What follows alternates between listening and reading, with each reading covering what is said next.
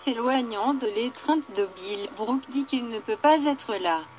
Il sait ce que Ridge ressent pour lui, sans parler de Deacon. Mais Bill connaît l'affaire. Ridge ne rentrera pas de sitôt, dit-il. Il est à Aspen, avec Taylor. Une Brooke indignée veut savoir qui lui a dit ça et il refuse de jeter qui que ce soit sous le pont. Au lieu de cela, il ramène à la maison le fait que Brooke doit abandonner son mari, ce qu'elle n'a évidemment aucune intention de faire. D'une manière ou d'une autre. Elle parvient à éviter de dire le mot « destinée ». Pendant qu'il parle, Liam entre et les surprend en train de parler. Liam demande ce qui s'est passé. « Que pensez-vous arriver ?» répond Bill. « Forrester est arrivé. Il l'a encore laissé tomber, et ça me tue de la voir ainsi. » Bill suggère qu'elle ne devrait pas être seule, mais Liam dit que ce serait mieux si son père partait. Avant de partir, Bill promet qu'elle ne sera jamais seule car il sera toujours là pour elle.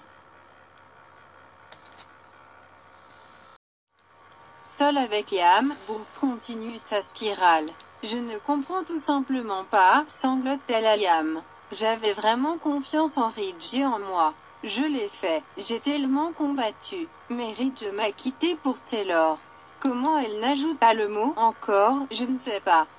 Mais elle ne le fait pas.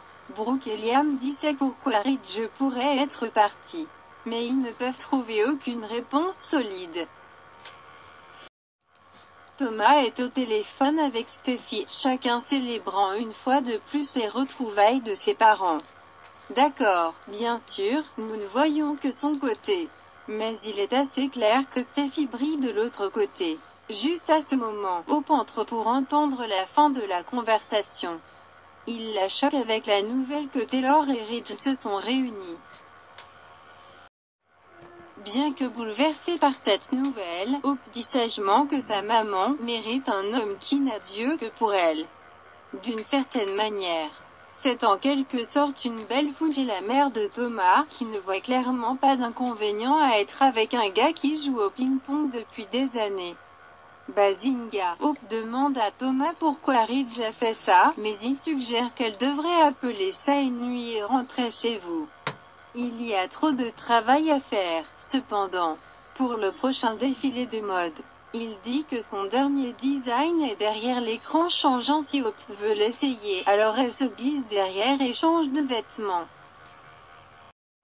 Dans le bureau principal de Forrester, Katie et Carter se retrouvent. Elle lui dit que Bill veut qu'elle revienne d'eux, mais ajoute qu'elle ne peut pas lui faire confiance tant que sa sœur est toujours sur la photo. Et bien sûr, étant Brooke, elle sera toujours sur la photo. Remarquant l'heure, Katie se demande pourquoi Carter ne se précipite pas chez elle pour être avec Quinn. L'air opprimé, Carter admet qu'il n'a personne avec qui rentrer chez lui. Quinn a déménagé. Katie est choquée, demandant ce qui s'est passé. « J'étais prêt à épouser Quinn, à fonder une famille, révèle-t-il.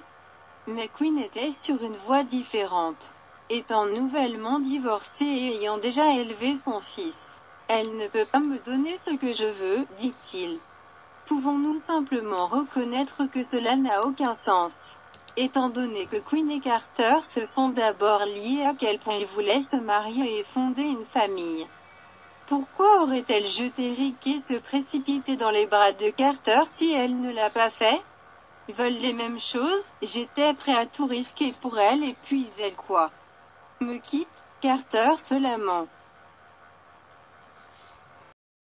Il se demande si c'était peut-être trop tôt, et que Quinn ne se remettrait jamais d'Eric. Katie comprend, étant donné qu'elle pense que Bill ne sera jamais au-dessus de Brooke. Je vais dire quelque chose que je ne devrais probablement pas, dit Katie. Je suis content que Quinn soit partie. Elle ne t'a jamais mérité. Leur commisération prend une tournure inattendue lorsqu'elle le déclare incroyable et lui dépose un baiser passionné. D'accord, très bien, totalement attendu. Au bout du couloir du studio de design, Hope sort dans la magnifique robe conçue par Thomas. Elle a l'air magnifique, et les choses deviennent un peu intimes entre eux lorsqu'ils touchent le corsage. puis passe ses mains dans son dos. Tu es magnifique, dit-il. Elle souligne qu'il dit probablement cela à tous les modèles, mais il la corrige. Je suis un homme d'une seule femme, et cette femme, c'est toi, juste comme ça. Hope se jette sur ses lèvres et ils commencent à s'embrasser passionnément. Quiconque connaît cette émission, comme moi, suppose probablement qu'il s'agit d'une séquence de rêve, mais nous ne le saurons pas avant demain. Brooke continue de parler à Liam de la fin de son mariage, et dit enfin le mot D, déclarant qu'elle et Ridge étaient destinés à être ensemble. Elle demande à Liam de partir, disant qu'elle a besoin d'être seule. Il jette un coup d'œil aux bouteilles d'alcool, clairement inquiet qu'elle puisse boire un verre. Et bien sûr, une fois qu'il est parti, Brooke se dirige vers la vodka. Mais avant qu'elle ne puisse prendre une gorgée, Liam l'arrête. Brooke s'effondre dans ses bras en pleurant.